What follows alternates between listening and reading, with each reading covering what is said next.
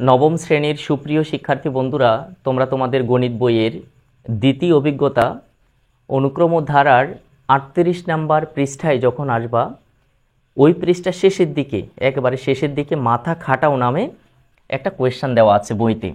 হুবহু সেই প্রশ্নটা আমি হোয়াইট বোর্ডে তুলেছি। দেখো প্রশ্নটা, 7x + 2, 5x + 12, 2x - 1 একটি সমান্তর অনুক্রম হলে x এর মান নির্ণয় করো।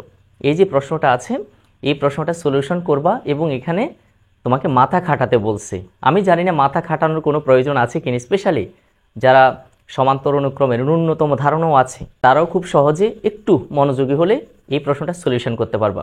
এই যে অনুক্রমটা আছে, একটা ঝামেলা এখানে আছে, প্রত্যেকটা পদে কিন্তু x আছে। দেখো, প্রথম পদ, দ্বিতীয় পদ, তৃতীয় পদ।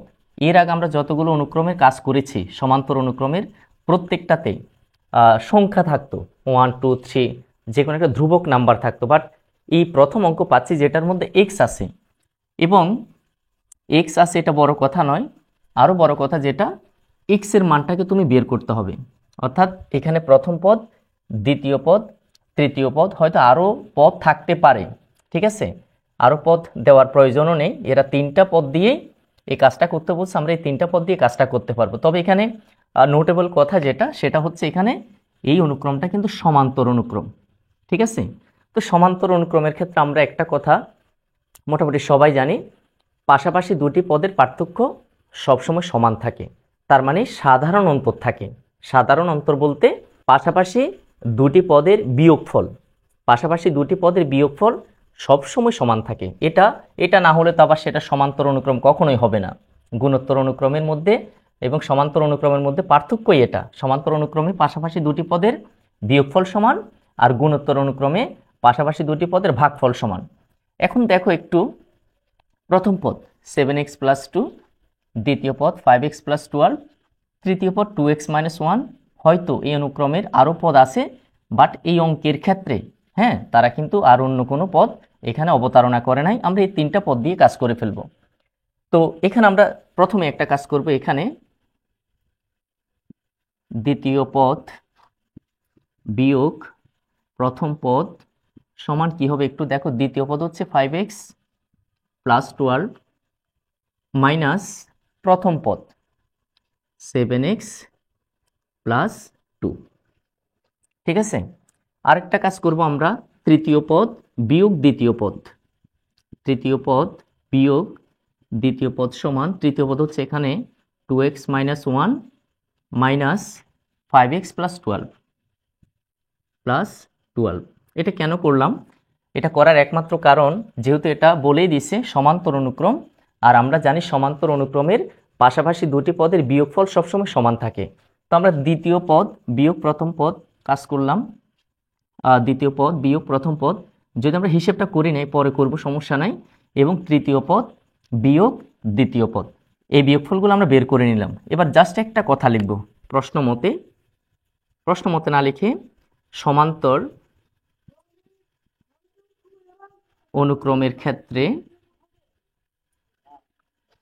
আমরা পাই বা আমরা লিখতে পারি, যে কোনোটা লেখা যায়, আমরা পাই বা আমরা লিখতে পারি। কি লিখতে পারি?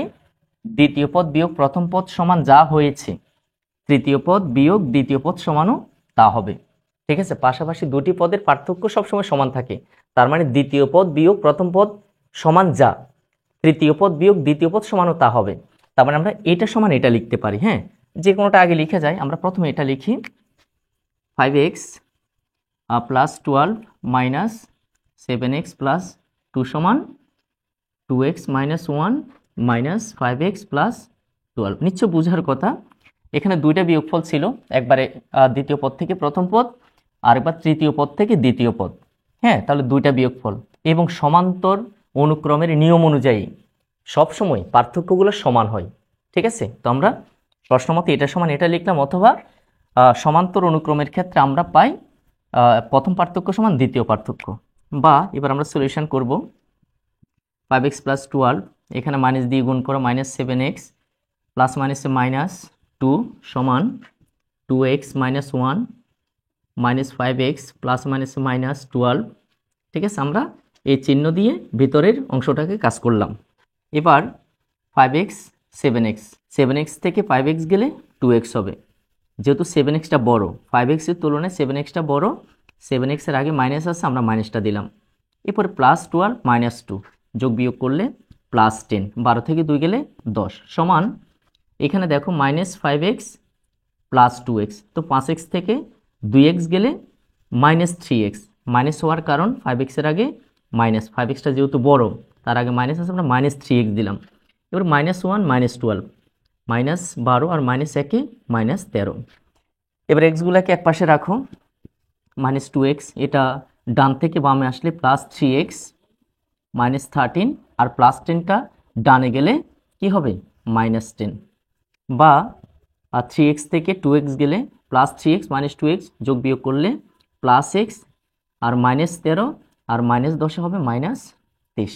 ঠিক আছে, সুতরাং x সমান -23, এবং এটাই আমাদের কাঙ্ক্ষিত আনসার। আমাদেরকে বলা হয়েছে x এর মানটা বের করো। ফাইনালি আমরা x এর মানটা পেয়ে গেলাম। জাস্ট কি করলাম, দ্বিতীয় পদ থেকে প্রথম পদটা বিয়োগ করলাম, তৃতীয় পদ থেকে দ্বিতীয় পদটা বিয়োগ করলাম। আর সমান্তর অনুক্রমের ক্ষেত্রে আমরা সবাই জানি পাশাপাশি দুটি পদের পার্থক্য সবসময় সমান থাকে। তো আমরা প্রথম পার্থক্যটা লিখলাম এবং দ্বিতীয় পার্থক্যটা লিখলাম, মাঝখানে সমান চিহ্ন দিলাম, যেহেতু দুইটা পার্থক্য সমান হবে। এবার মাইনাস দিয়ে আমরা এটাকে গুণ করলাম, মাইনাস দিয়ে এটাকে গুণ করলাম। গুণ করা মানে এখানে চিহ্নটা জাস্ট চেঞ্জ করে দেওয়া, কারণ এখানে আর কিছু নাই, মনে মনে 1 ধরা যায়, তো 1-এর তো কোনো ভ্যালু নেই। -5x প্লাস মাইনাসে -12, এরপরে -7x প্লাস মাইনাসে -2। ঠিক আছে, এই হলো অবস্থা। এরপর আমরা -7x 5x কাজ করলাম, এখানে x এ কাজ করলাম, সংখ্যাগুলো কাজ করলাম, এক্সগুলোকে এক পাশে আনলাম, সংখ্যাগুলোকে এক পাশে নিয়ে গেলাম।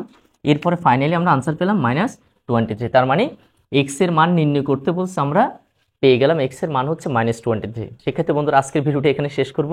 ভালো লাগলে ভিডিওতে লাইক করবে, কোনো প্রশ্ন থাকলে কমেন্ট সেকশনে কমেন্ট করবে, সর্বোপরি আমাদের চ্যানেলটা সাবস্ক্রাইব করবে। আজকের মতো বিদায় নিচ্ছি, সকলকে অসংখ্য ধন্যবাদ।